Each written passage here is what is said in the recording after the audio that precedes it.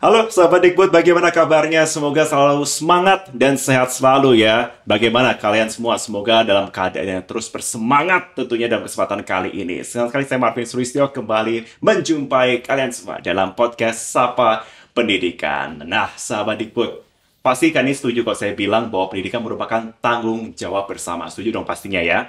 Nah, untuk memajukan dunia pendidikan tentunya ini tidak hanya menjadi tugas dari sekolah atau lembaga pendidikan, tapi juga menjadi tanggung jawab keluarga dan masyarakat, tentunya para pemuda Indonesia yang juga bisa turut memberikan kontribusinya. Dalam semangat merayakan Hari Sumpah Pemuda, podcast kali ini akan membahas seputar semangat para pemuda Indonesia dan bagaimana kontribusi mereka dalam membangun kualitas bangsa dengan tema Kiprah Pemuda Membangun Kualitas Bangsa, Relawan Literasi di Provinsi Nusa Tenggara Barat.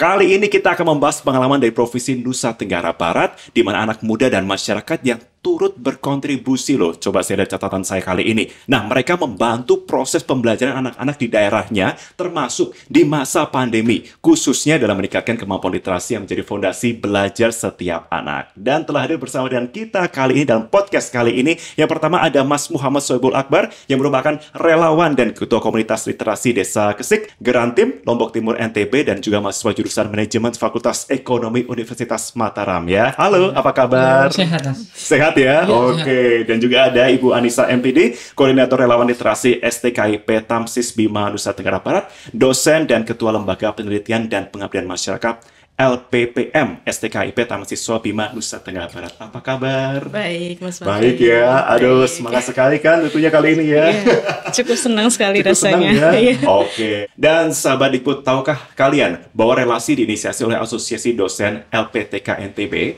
dan Konsorsium NTB Membaca yang dijalankan dengan fasilitasi dari Program Kemitraan Indonesia Australia, yaitu program inovasi. Relasi tahap 1 dimulai Agustus tahun 2020 dan telah berlangsung hingga tahap 5 di tahun 2022 ini. Relawan merupakan mahasiswa LPTK, Lembaga Pendidikan Tenaga Kependidikan, dan merupakan pegiat literasi dari LSM Komunitas Taman Baca Masyarakat. Hebat-hebat ya, keren-keren semua mereka. Nah, nama mahasiswa yang akan melaksanakan praktik pengalaman lapangan atau PPL atau kuliah kerja nyata KKN terjun membantu adik-adik di sekitar tempat tinggalnya agar tetap bisa belajar di masa pandemi. Bagian literasi pun mendukung dengan membimbing anak-anak di lingkungan sekitar mereka semua. Sahabat Dikbud, inisiatif ini terbukti loh mampu meningkatkan kemampuan membaca siswa. Hal ini sebagaimana yang disampaikan oleh guru, orang tua, serta berdasarkan hasil penilaian relawan dengan alat yang dibekali oleh inovasi. Nah, dalam seri podcast kali ini kita akan mengeksplor kiprah para pemuda di NTB, pembelajaran dari program relasi, dan berbagai praktik dari kisah inspiratif dari aktor-aktor yang terlibat kali ini. Oke, apa kabar semuanya? Sekali lagi saya sapa. Apa kabar Mas Akbar? Bu Anissa, apa kabar? Baik, Oke, alhamdulillah. sebelum kita mulai saya ingin tahu, katanya ada tradisi dulu nih sahabat Dikbud. Katanya sebelum memulai mengajar kepada adik-adik semua di NTB itu gimana sih caranya mereka kok supaya biar nggak grogi itu caranya gimana? Ada Oh, teknik. siapa tuh? Ada tekniknya? Iya. Gimana tekniknya? Coba diajarkan sama kami semua di sini. Ayo dimulai. Ya, jadi semuanya tenang dulu ya. Oke, Iya. gitu. Baik. Tutup mata, tarik nafas ke atas, lepas ke bawah. Buka mata. Iya, simpel Mas ya. Ha-ha. Itu aja. Oh gitu. Iya. Pokoknya mereka diajarkan untuk tarik nafas dulu kemudian gitu. Iya. Nggak ada yang ketawa itu pada waktu diajaran gitu. Nggak ada, oke. Oke. Kita sekarang ini berbicara pertama sebelum mengetahui bagaimana ya perjuangan di lapangan. Kita ingin membahas juga mengenai Sumpah Pemuda. Semangat para pemuda, muda-mudi kali ini loh, yang tentunya sudah memberikan kontribusi besar. Tapi sebelum kita jelaskan lebih lanjut, boleh dong dijelaskan apa itu sebenarnya relasi? Mau dari siapa dulu? Saya Mas. Oh, langsung. Oke. Baik. Pemuda, harapan bangsa. Lanjut, Mas Akbar. Berbicara tentang relasi atau relawan literasi adalah sebuah program baru di bidang pendidikan yang bertujuan untuk meningkatkan kemampuan membaca anak Oke. dengan cara melakukan pendampingan oleh relawan. Nah, relawan itu sendiri berbagai macam. Ada yang dari dosen, bapak ibu guru, dan pemuda tentunya. Nah, di sini NTB menjadi salah satu provinsi dengan kemampuan membaca yang rendah untuk anak-anak. Jadi program ini sangat bagus yang menjadi solusi lokal untuk mengatasi kemampuan membaca anak. Buktinya, pada saat pandemi COVID-19, anak-anak mengalami kesulitan membaca, Mas. Sehingga di sekolah, mereka belum mampu belajar secara maksimal. Terlebih lagi dengan adanya kebijakan tentang pembelajaran jarak jauh. Nah, itu dia. Sehingga komunikasi antar guru dan anak itu sangat kurang. Nah, inovasi melalui kegiatan relasi ini adalah bentuk asosiasi kerjasama dari berbagai pihak. Yang dimana anak-anak di sini dikelompokkan sesuai dengan level kemampuannya gitu, Mas. Ya. Apa tujuannya? Adalah untuk memudahkan anak dalam membaca. Karena dasar pendidikan adalah membaca itu sendiri. Oke, dan ini selaras dong dengan semangat dari Sumpah Pemuda sendiri ya kali ini ya. Benar. Oke, kok menurut Bu Anissa, bagaimana sih? Iya, kalau relasi itu memang tadi seperti yang disampaikan, asal muasalnya ketika pandemi COVID-19. Jadi melihat fakta yang ada bahwa literasi kita masih rendah, ditambah dengan diperparah dengan adanya COVID-19.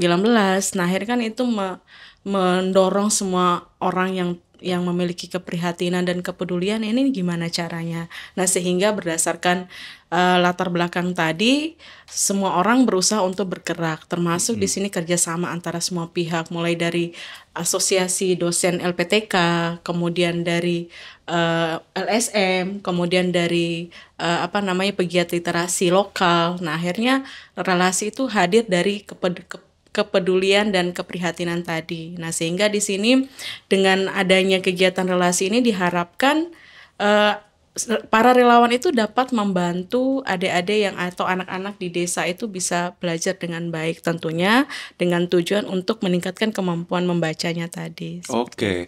Tapi kok bisa dikatakan apa sih yang membuat dari Mbak Anissa, kemudian juga Mas Akbar juga tergerak untuk bergabung dalam relasi kali ini? Ada nggak sih kesenjangan yang ditemui di lapangan? Mungkin dari monggo Mbak Anissa dulu. Iya, kalau yang melatar belakangi kenapa awalnya muncul dari relasi ini, pertama memang saya kebetulan pernah terlibat dalam kegiatan Rembuk Pendidikan namanya. Nah, Rembuk Pendidikan itu menceritakan apa sih sebenarnya masalah yang paling urgent, khususnya di pendidikan di Bima gitu. Nah, salah satu masalah yang kita bahas di sana adalah masalah literasi. Nah, kemudian dari masalah literasi itu akhirnya menggugah kita semua bahwa sebenarnya kita khususnya Bima itu memang masih rendah kemampuan literasinya. Nah, sehingga ketika pandemi COVID-19 hadir tadi, wah ini udah masalahnya semakin kompleks, semakin komplit gitu. Nah, sehingga akhirnya kita berusaha untuk bergabung di sini. Ibaratnya ada dorongan untuk terlibat dalam kegiatan ini untuk membantu anak-anak kita, untuk membantu adik-adik kita. Nah, kemudian kan saya memang kapasitasnya sebagai dosen. Betul. Kemudian sebagai ketua LPPM. Nah, di sana sebenarnya saya tidak turun langsung ke anak-anak untuk belajar, tetapi saya menggerakkan mahasiswa-mahasiswa yang ada di kampus saya, tentunya dengan adanya informasi bahwa inovasi punya materi dan saya juga sebelumnya terlibat dalam kegiatan inovasi. Nah, akhirnya saya yang kapasitasnya sebagai ketua LPPM di situ berdiskusi banyak dengan inovasi. Ini gimana caranya supaya di tengah pandemik ini kami bisa tetap kontribusi tentunya untuk meningkatkan dan mendampingi anak-anak membaca. Dan kami akhirnya setelah berkoordinasi tergabung dalam kegiatan relawan literasi ini dan kami meminta untuk dibekali secara online mahasiswa-mahasiswa kami yang terlibat dan materinya cukup menurut kami cukup penting untuk diimplementasikan oleh mahasiswa pada saat kegiatan kerelawanan itu. Setelah kita mendampingi mahasiswa atau memberikan kegiatan pembekalan, akhirnya kita di situ mulai menyebarkan mahasiswa di desa-desa, khususnya desa-desa yang kita nilai cukup membutuhkan bantuan, yang lebih khususnya daerah yang susah dijangkau, desa-desa yang susah dijangkau untuk didampingi. Seperti itu kurang lebihnya. Oke. Kalau Mas Akbar sendiri melihatnya seperti apa? Di tempatnya, kalau nggak salah di Lombok Timur ya? Iya. Nah, seperti apa sih? Apa keadaan yang akhirnya membuat tergerak nih seorang pemuda yang akhirnya langsung terjun deh gabung gitu? Kegiatan bimbing literasi ini berawal sebenarnya dari tahun 2020. Pada saat itu dampak dari COVID ini sangat merugikan bagi adik-adik yang bersekolah, terutama sekolah dasar, yang dimana mereka belum mampu menyerap materi secara maksimal di sekolah. Belum mampu menyerap tuh berarti gimana? Mereka tidak bisa membaca kah atau tidak bisa seperti apa? Iya, karena maksudnya gini, kan di sekolah jam belajarnya terbatas, Mas. Terus dalam 1 minggu kemungkinan ada yang 1 sampai 2 kali pertemuan. Jadi itu yang membuat anak-anak merasa diri kurang dalam memahami materi itu. Dan ternyata ini menjadi masalah yang ada di desa itu sendiri, di desa saya terutama. Nah, langkah awal saya bersama teman saya bersama 2 orang awalnya, Mas, yaitu membuat bimbingan belajar khusus bagi adik-adik.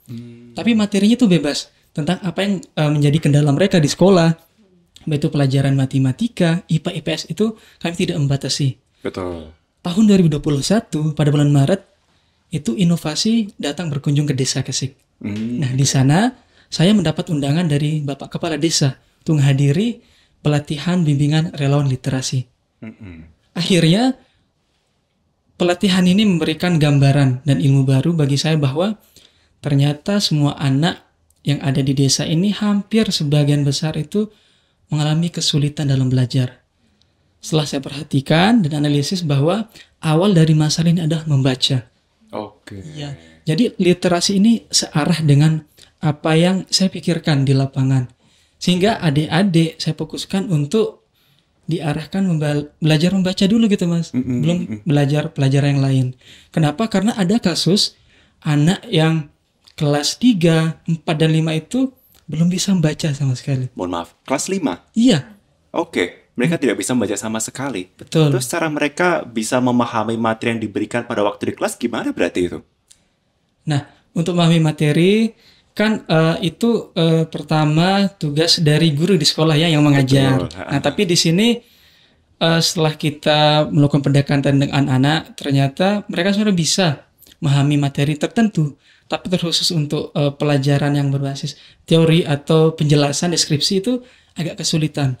Terutama dalam memahami apa sih bacaan tersebut, isinya apa yang dimaksudkan dalam bacaan tersebut gitu, Mas. Oke, ini kita bicara mengenai keadaan ya di masing-masing tempat, baik itu di Lombok Timur dan juga di Bima ya. Kembali Mas Sabar, kalau mereka begitu kelas 3, 4, 5, mereka memahami itu banyak tidak temuan dari teman-teman dalam satu kelas gitu yang memang mengalami kendala serupa atau memang hanya sebagian siswa aja? Oh iya. Untuk konsep literasi yang saya terapkan bersama teman-teman relawan adalah bukan per sekolah, Mas. Oke. Tapi merangkul anak-anak dari berbagai sekolah yang ada di sekitar rumah tinggal gitu. Karena di desa saya itu lumayan banyak sekolah. Akan tetapi ada beberapa anak yang rumahnya jauh dari pedesaan, artinya dalam gitu rumahnya jauh. Nah, kemudian di sini saya melihat bahwa ada masalah serius terhadap anak-anak lain juga di daerah lain yang di sekitar gitu. Ini membuat saya mengambil inisiatif untuk mengajak anak-anak tersebut tergabung dalam bimbingan belajar itu. Nah, jadinya kami memfokuskan kegiatan ini namanya bimbingan literasi, Mas. Oke, Ya. bimbingan literasi ya. Jadi di sana kami menjangkau beberapa anak baik yang terdekat ataupun yang terjauh, hampir dari 3 wilayah di satu desa. Dan terbukti sampai sekarang anak-anak itu masih tetap aktif belajar literasi dengan jumlah 34 anak. 34 anak. Iya, Mereka berarti ini ya, bisa dikatakan antusias ya pada waktu diajarin seperti itu ya. ya karena memang saat pandemi sampai sekarang gitu, di desa kurang sekali kegiatan-kegiatan positif yang bersifat edukatif pada anak. Jadi di sini kami menawarkan kegiatan literasi yang berbasis hiburan, sehingga anak-anak bukan dituntut untuk belajar dulu, tapi bagaimana caranya anak-anak itu mau lebih dekat dengan pelajaran tersebut. Oke, itu tadi kalau di Lombok Timur ya. Iya. Kira-kira kalau di Bima sama nggak, Mbak Nisa? Kira-kira permasalahan yang sama ditemukan masih ada anak-anak dalam tingkat sekolah dasar yang sudah hampir mau lulus ini, tapi ternyata juga sama, tingkat literasinya masih mengkhawatirkan. Iya, jadi kasus hampir sama yang ditemukan. Waduh. Ya, di mana yang kami dapatkan informasi dari mahasiswa kami, anak kelas 4 sampai kelas 5 itu masih ada yang belum bisa membaca. Nah, artinya itu menurut kami itu adalah sebuah masalah. Kenapa? Karena siswa kelas 5 kalau belum bisa membaca, lah bagaimana dia bisa memahami materi-materi yang akan diajarkan pada konteks berikutnya. Kelas 6 apalagi. Mau naik SMP apalagi kan, mau. Nah, itu yang akhirnya mahasiswa yang kami bekali dalam kegiatan relawan literasi ini, kita fokuskan pada mereka bahwa nanti ketika ketika di lapangan atau ketika di desa, dampingi secara khusus siswa-siswa yang di dalam kelasnya yang paling membutuhkan bantuan atau yang mengalami hambatan paling berat. Nah, itu yang kita dorong. Nah, sehingga pada kegiatan pendampingan relawan literasi ini mereka konsen pada yang mengalami hambatan terberat tadi gitu. Jadi menarik sih kalau kita lihat. Tapi kembali kepada perjuangan dari teman-teman pemuda-pemudi harapan bangsa ini gitu ya. Mbak Nisa, kalau misalkan kita kembali pada pengalaman pada waktu membantu teman-teman, ada tidak pengalaman unik yang didapatkan? Mungkin pengalaman yang mengharukan atau mungkin membuat tertawa, ada tidak kira-kira? Kalau saya karena memang konteksnya tidak langsung bersentuhan dengan mahasiswa, tetapi saya memang selalu memonitoring mahasiswa yang sudah kami bekali, dan saya selalu mendapatkan informasi bagaimana capaian-capaian yang di sana.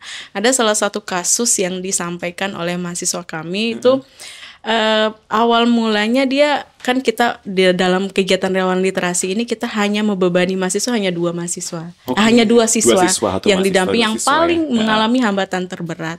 Namun di lapangan nggak seperti itu. Jadi bertanya ke kami, Bu, gimana? Saya data yang saya peroleh ada beberapa siswa yang harus saya bimbing, itu gimana.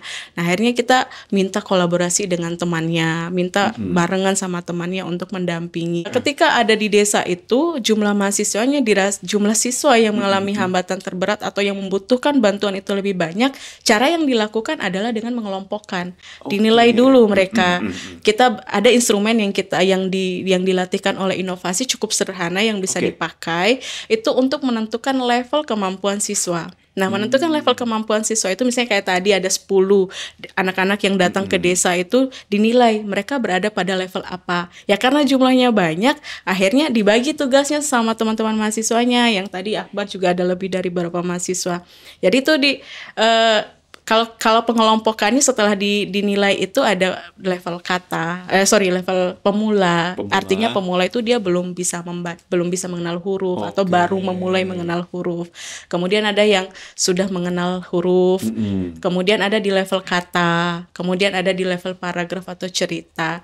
Nah, di situ mereka dikelompokkan. Nah, kemudian mahasiswa kalau jumlahnya banyak, itu mereka mengelompokkan siswa yang pada level pemula dan level huruf itu digabung dalam sebuah kelompok namanya, kelompok A misalnya seperti itu. Kemudian siswa yang berada pada level membaca kata dan paragraf itu dia berada di kelompok yang berikutnya. Kemudian yang satunya ada di kelompok cerita. Akhirnya seperti itu yang dilakukan untuk mempermudah. Seperti kalau misalnya ada lebih dari satu kasus kayak tadi kan itu Nah, akhirnya itu dikelompokkan dan dilakukan pembelajaran di dalam kelompok itu. Di kelompok itu. Iya. Ada target nggak misalkan dalam kelompok pemula? Terus kemudian targetnya berapa minggu, berapa bulan supaya bisa naik paling tidak menjadi kata? Oke. Kalau dalam kegiatan ini kan kebetulan kalau kami di KKN PPL itu kan selama 2 bulan lebih atau kurang lebih 10 bulan. Jadi dalam 10 minggu itu, 10 minggu itu targetnya siswa harus ada naik level.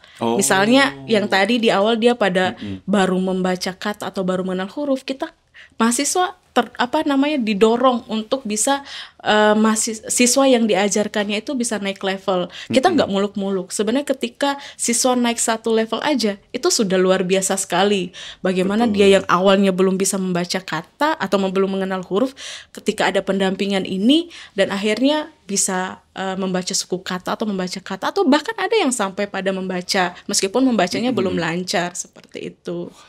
Unik ya, seperti itu ya. Oke, Mas Akbar, bagaimana pengalamannya? Adakah pengalaman unik yang didapatkan pada waktu kemudian teman-teman terjun langsung? Oke, baik. Pertama, Mas, untuk menjadi relawan itu ternyata tidak mudah. Setuju. Karena di sini kami yang sebagai relawan bukan backgroundnya guru.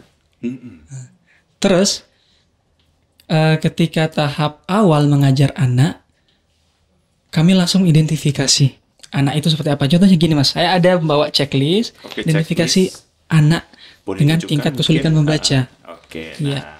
Nah, jadi di sini ada beberapa anak yang berjumlah kurang lebih 34 anak. 34 Iya, anak. yang masuk ke dalam list yang dimana masing-masing anak memiliki tingkat kesulitan membaca yang berbeda. Oke. Ya, jadi di sini ada satu anak yang menjadi perhatian khusus bagi kami. Itu panggil saja si Y. Oke. Nah, jadi si Y ini sudah 3 kali pertemuan, Mas. Nggak pernah hadir pada kegiatan literasi. Nggak pernah hadir. Nggak pernah hadir. Nah, sehingga teman-teman relawan bertanya, kemana sih? Iya. Kenapa nggak hadir? Nah, selesai bimbingan literasi hari itu, kami berinisiatif untuk datang ke rumahnya. Ternyata di sana ada ibu dan ada anaknya itu sendiri. Nah, pas kami datang, anak itu menghindar, Mas. Jadi kami langsung berbicara dengan ibunya, Bu, kenapa anaknya pergi ketika kami datang? Oh, ternyata dia belum bisa menerima orang-orang baru untuk diajak ngobrol. Anaknya ternyata menyendiri, pemalu dan sekali. pendiam. Bisa kita bilang anaknya introvert, Mas. Oke. Nah, itu yang jadi masalah yang cukup serius ya bagi kami. Gimana caranya membuat anak ini bisa percaya diri untuk hadir di kegiatan literasi. Keesokan harinya kami datang lagi ke rumah orang tua tersebut, kemudian mengajak anak ini bermain. Jadi langkah awalnya ternyata anak ini terbatas teman bermainnya, sehingga untuk hadir di kegiatan itu belum bisa secara langsung. Nah, jadi kami melakukan pendampingan khusus di rumahnya, Mas. Dengan didampingi oleh satu relawan lagi yang perempuan. Jadi dia itu tidak suka laki-laki, belum bisa berhadapan langsung. Makanya saya minta, ayo temenin adik ini belajar itu. Kenapa? Karena apabila anak belajar bersama teman lah gitu. Jadi kami menganggap anak ini adalah teman bagi kami, sehingga ya bercanda, bermain bersama gitu. Nah, dari sana muncul bahwa ternyata anak ini mau belajar ya. Nah, itu menjadi semangat bagi kami, memberikan dorongan, ayo belajar ya, besok hadir juga ke lokasi. Nah, seperti itu. Jadi anak ini langsung hadir ke sana. Oh, gitu. Lama-lama dia mau hadir. Lama-lama mau. Oke. Iya. Jadi ternyata anak ini juga bukan hanya di rumah, tapi di sekolah pun gitu, Mas. Jadi beberapa anak itu ternyata harus diperhatikan secara khusus oleh bapak ibu guru di sekolah, lebih dalam proses belajar mengajar, sehingga harapannya materi yang disampaikan itu bisa sesuai dengan sasaran gitu, Mas. Tapi yang menarik dari sini adalah bagaimana menciptakan lingkungan positif saat belajar. Oke. Nah, itu. Jadi kenapa lingkungan positif ini harus kita terapkan sebagai relawan adalah untuk membantu anak-anak supaya nyaman belajar. Kalau sudah nyaman, belajar itu jadi asik, Mas. Betul, setuju itu saya bilang. Iya. Nah, kebetulan saya juga membawa RPP, Rencana Proses Belajar. Oke. Iya, jadi di sini ada 3 tahapan pembelajaran yang kami sampaikan kepada anak-anak. Ada kegiatan awal yang terdiri dari senam bersama, kemudian gerakan-gerakan yang have fun seperti itu. Kemudian ada juga kegiatan inti. Nah, di sini baru disampaikan materi atau pendampingan sesuai dengan level kemampuan anak. Dan yang terakhir ada kegiatan penutup yang berisi di sana kita biasanya menceritakan dongeng-dongeng kepada adik-adik supaya mereka lebih tertarik lagi dengan membaca gitu. Oke. Jadi membaca itu asik dan bisa dijadikan hobi bagi kita semua gitu, Mas. Nah, kalau misalkan sebelum ini kita juga sempat ngobrol-ngobrol juga, Mas Akbar juga nih, sahabat Dikbud itu sempat berkata bahwa anak-anak itu sebenarnya cerdas loh. Betul. Itu cerdasnya bagaimana kemudian teman-teman dan juga Mas Akbar tuh bisa kemudian mengatakan ini mereka tuh sebenarnya cerdas loh. Dari mana itu nampak bibit-bibit itu? Ya, sebenarnya cerdas ini dalam artian semua anak memiliki potensi dan kelebihan masing-masing. Jadi di sekolah kita tidak bisa menjamin anak itu akan sama kemampuan pemahaman dalam pembelajaran. Nah, sehingga pada fokus literasi terutama ada beberapa anak yang mengalami kesulitan dalam membaca seperti itu. Ada yang membacanya tingkat rendah, sedang, dan sulit. Artinya bahwa anak-anak ini memiliki proses yang berbeda untuk memahami sesuatu. Ya, jadi maksudnya adalah anak-anak ini harus kita dampingi secara khusus dan intens untuk bagaimana mereka juga bisa mengikuti langkah-langkah temannya yang lebih dahulu seperti itu. Sehingga harapan bahwa anak-anak ini selain membaca, dia bisa mengerti apa yang dibaca. dan memahami. Betul, Mas. Betul ya. Jadi menambahkan ya, jadi tadi semua anak cerdas. Anak itu sebenarnya datang dengan semua kelebihan dan kelemahannya masing-masing. Namun ketika siswa berada pada kelompok atau pada lingkungan yang memang dia tidak bisa di situ, maka itulah mungkin dia tidak bisa berkembang. Nah, pada kegiatan relawan literasi ini dia diberi atau diberikan dampingan dan diberikan layanan belajar sesuai dengan kebutuhannya. Nah, ternyata ketika mereka dilayani dengan sesuai dengan kebutuhannya, mereka bisa berkembang secara cepat. Nampak lahirnya dari kegiatan relawan literasi ini itu begitu signifikan, memberikan dampak positif buat siswa dalam hal mulai dari kemampuannya, sikap, kepercayaan dirinya, dan lain-lainnya. Sehingga tadi semua siswa cerdas ketika dilayani sesuai dengan kebutuhannya. Dan semua mereka berhak mendapatkan kesempatan untuk dibantu. Benar, gitu itu sepakat. Oke, harus. Oke, saya akan kembali ke Mbak Anissa mengenai materi yang diberikan. Tentunya pembekalan dari mahasiswa kepada para siswa ini seperti apa sih? Oke, baik. Jadi kita untuk membekali mahasiswa itu ada beberapa materi yang menurut kami cukup magic untuk mensukseskan kegiatan relawan literasi ini. Jadi ini kita sudah bawa, Mas Marvin, ada materi-materi yang kita bawa di sini adalah materi tentang macam-macam sih. Yang pertama ada materi grow mindset. Nah, grow mindset itu tadi yang kita tujuannya supaya mahasiswa yang akan bertemu dengan yang siswa ini dia harus punya pola pikir berkembang dulu. Nah, itu makanya kita beri materi grow mindset. Kemudian ada materi kerelawanan. Nah, ditambah lagi dengan ada materi yang child protection. Itu mengenai apa itu? Nah, child protection itu materi yang kita bekali karena mahasiswa atau relawan ini akan berdampingan langsung dengan siswa. Nah, akhirnya materi-materi itu yang misalnya ketika melakukan pendampingan, maka di dalam materi itu kita mengajarkan bahwa ketika siswa dan relawan berduaan itu kan tidak boleh yang kita sampaikan itu, harus ada orang dewasa yang mendampingi, yang mengawasi. Nah, sehingga dengan materi itu alhamdulillah tidak pernah terjadi misalnya kasus orang tua kenapa anak saya misalnya berdua dan sebagainya, itu dihindari karena memang materi itu sudah diberikan. Kemudian sampai pada bagaimana cara mengambil gambar anak ketika mau memposting kegiatan itu juga dibekali seperti itu. Berarti tidak boleh langsung. Tidak boleh langsung. Jadi harus seizin dari anaknya dulu, kemudian lewat orang tuanya.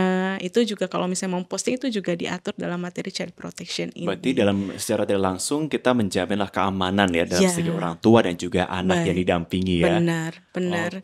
Nah, setelah itu baru ada juga materi bagaimana nanti ketika siswa sudah diketahui levelnya, nah itu didampingi dengan materi-materi literasinya, pembelajaran dalam kelompoknya misalnya. Tapi ngomong soal pendampingan juga, saya ditanya juga kepada Mas Akbar, pendampingan kok gitu yang diberikan kepada teman-teman semua, itu seperti apa sih? Ya, jadi untuk pendamping literasi ada 3 tahapan, Mas Marvin. Pertama adalah membangun komunikasi dengan orang tua dan guru. Kenapa ini penting? Karena yang lebih paham tentang anak adalah orang tuanya sendiri. Ya. Jadi kami berkunjung datang ke rumah orang tua masing-masing anak, mensosialisasikan tentang kegiatan literasi. Kenapa? Karena literasi ini sangat penting untuk adik-adik yang masih SD. Ya. Dan syukur, alhamdulillah orang tua mereka setuju dan menerima. Kemudian dari guru. Nah, guru juga sebagai orang tua di sekolah tahu gimana kemampuan anak saat belajar. Sehingga kami berkunjung ke beberapa sekolah yang ada di desa untuk mengetahui penilaian mereka tentang masing-masing anak. Siapa saja sih anak-anak yang masih belum bisa membaca, kesulitannya apa saja dalam belajar dan sebagainya. Sehingga dari sana kami mendapatkan data bahwa masing-masing anak ini memiliki tingkat kebutuhan yang berbeda. Nah, yang kedua adalah tahapan asesmen atau penilaian. Setelah kita tahu anak itu belajar literasi itu kan kemampuannya berbeda ya. Betul. Jadi kita tahu dari hasil checklist, Mas Marvin. Ya, jadi checklist ini sangat membantu relawan dalam menentukan kemampuan anak. Mengapa? Karena di sini sudah ada faktor-faktor yang memungkinkan penyebab anak itu lamban dalam membaca. Nah, semakin banyak checklist di sini, maka anak itu makin menjadi perhatian atau jadikan prioritas. Oke, oke, oke, oke. Iya, jadi di sini ada 3 level hasil dari checklist dan penilaian TAR namanya. Jadi TAR adalah teaching at the right. Taruh. Ya, jadi bagi anak menempatkan anak dengan level yang sesuai seperti itu. Oke, Nah, sehingga anak dibagi menjadi 3 kelompok. Ada yang level pemula dan huruf, kata dan paragraf, dan level cerita. Yang terakhir adalah kegiatan pendampingan, Mas Marvin. Pendampingan. Ini yang menjadi kegiatan yang sangat penting dalam literasi. Kenapa? Karena sukses tidaknya literasi bagi anak adalah bagaimana pendampingan itu berjalan. Apakah pendampingan ini dilaksanakan setiap waktu atau setiap minggu? Nah, itu menjadi hal yang harus diperhatikan oleh relawan itu sendiri. Nah, semakin sering kita melakukan pendampingan, maka kemungkinan besar anak itu untuk bisa membaca semakin cepat. Oke. Ya, seperti itu.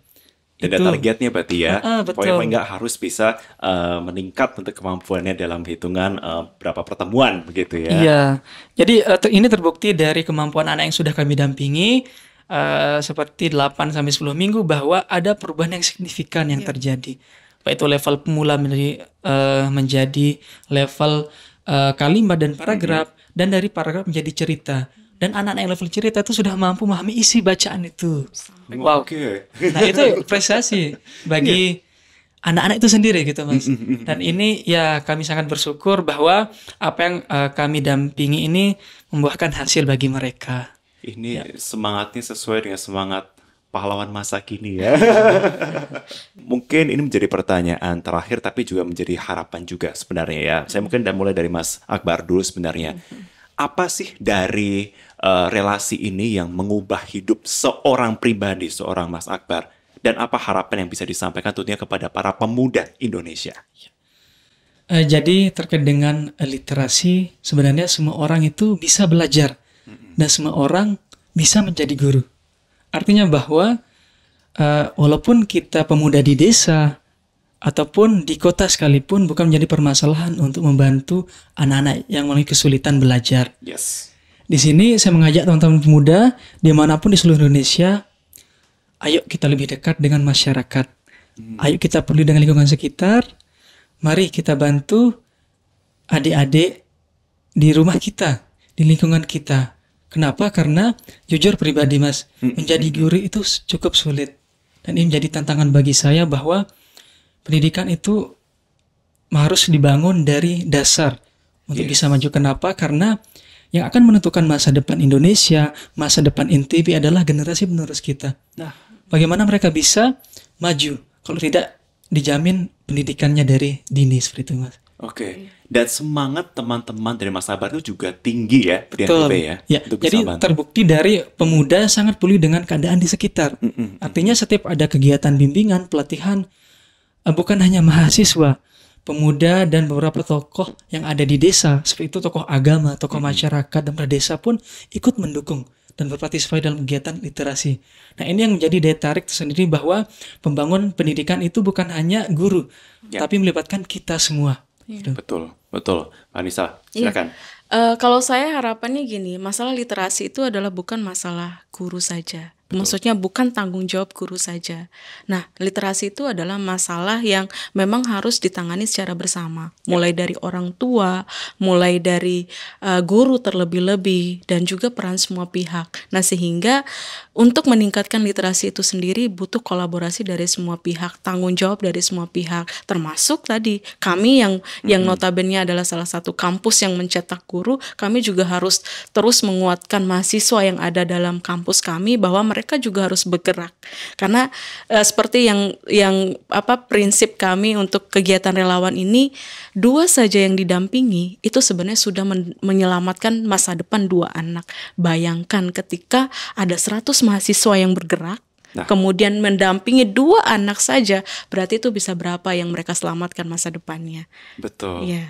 Kalau kita bicara soal apa dampak relasi yang akhirnya Mbak Anissa dapatkan, pasti kan juga mendapatkan cerita-cerita tadi tuh ya, yang cerita mengharukan juga, kadang cerita yang membuat kita tuh, wah bagus, apa yang mengubah hidup pribadi seorang Mbak Anissa yang memang sudah membantu, tapi apa yang didapat? Kalau saya dalam kegiatan atau dari hal-hal yang kita dapatkan dari kegiatan relawan literasi ini lebih ke peduli.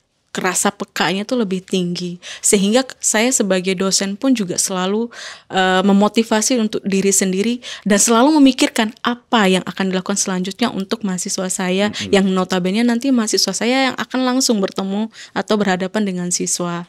Nah, sehingga mengupdate terus informasi pengetahuan dan juga terus menyebarkan hal-hal baik dan memberi contoh untuk kerelawanan itu yang terus dilakukan sejauh ini. Oke. Apa pesan yang bisa disampaikan untuk para mahasiswa dari Mbak Anissa? Oke, baik, bagi mahasiswa dimanapun berada, khususnya yang mungkin yang ada di Bima, kita masih punya masalah dengan literasi. Jadi masalah literasi itu butuh tangan-tangan dari adik-adik sekalian.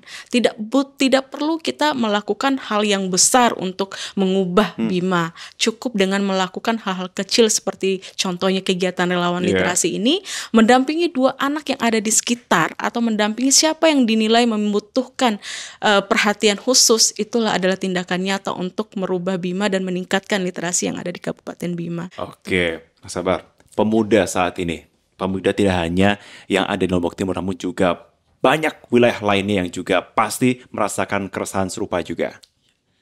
Ya, baik. Jadi untuk rekan-rekan pemuda dimanapun berada, di sini saya ingin menyampaikan bahwa jangan takut dan ragu untuk berbuat baik, terutama hal positif. Ketika kita melakukan kebaikan, maka Tuhan akan membalas kebaikan itu. Oke. Kedua, teman-teman pemuda Indonesia, provinsi ataupun di daerah kita berada, itu ditentukan oleh kita hari ini. Yes. Apa yang kita lakukan, dengan siapa kita melakukan, dan apa yang kita baca hari ini sangat menentukan kemajuan Indonesia. Mari kita berubah Indonesia melalui pendidikan, melalui membaca. Kalau bukan kita, siapa lagi? Kalau bukan sekarang, kapan lagi? Itu dia. Terima kasih banyak Mas Akbar. Terima kasih juga Mbak Anissa atas pembicaraan kita kali ini. Ini momennya pas sekali pada waktu Sumpah Pemuda ya. Pokoknya sekarang ini sesuai dengan bagaimana kita di sini bisa memulai. Dan terima kasih juga untuk perjuangan kepada sekitar, perjuangan kepada Lombok Timur dan juga dari Bima. Terima kasih, semoga ini bisa semakin melebarkan sayap-sayap baik lainnya yang bisa membantu wilayah lainnya. NTB masih butuh banyak orang-orang baik. Setuju Ada ya? jargon kami, Mas. Apa itu? Jawa. Boleh ya? Ada, ini sudah latihan. Sudah. Iya. Kompak pemirsa. Lanjut. Oke. Nanti jargonnya kita coba dulu ya. Boleh. Gimana? NTB apa? Relasi dari NTB untuk Indonesia. Oke, bisa ya? Coba ya. Iya. Oke. Oke, hadapkan kamera sini. Oke, kamera sebelah sini kita. Oke. Lalu coba udah? Sudah? Kita coba ya. Coba dulu, kita coba dulu. First trial. Oke. Relawan literasi dari NTB untuk Indonesia. Sekali lagi? Oke. Sekali lagi. 3, 2, 1. Relawan literasi dari NTB untuk Indonesia. Udah bisa gabung saya kan? Udah kompak kan ya? Belum kompak deh kayaknya. Oh, belum kompak. Sekali lagi. Sekali lagi. Boleh lagi. Oke, ini Bu yang mendengar lewat podcast bisa coba juga sekarang ya. Oke, lanjut. Oke, kita mulai. 3, 2, 1. Relawan literasi dari NTB untuk Indonesia. Kita beri tepuk tangan dong yang dari studio. Terima kasih banyak sudah bergabung bersama dengan kami. Dan terima kasih juga, pokoknya kita nantikan kabar-kabar baik juga. Dan terus lanjutkan usaha-usaha baiknya. Terima kasih banyak. Terima kasih banyak. Terima kasih banyak. Dan itu tadi adalah perbincangan inspiratif kita kali ini.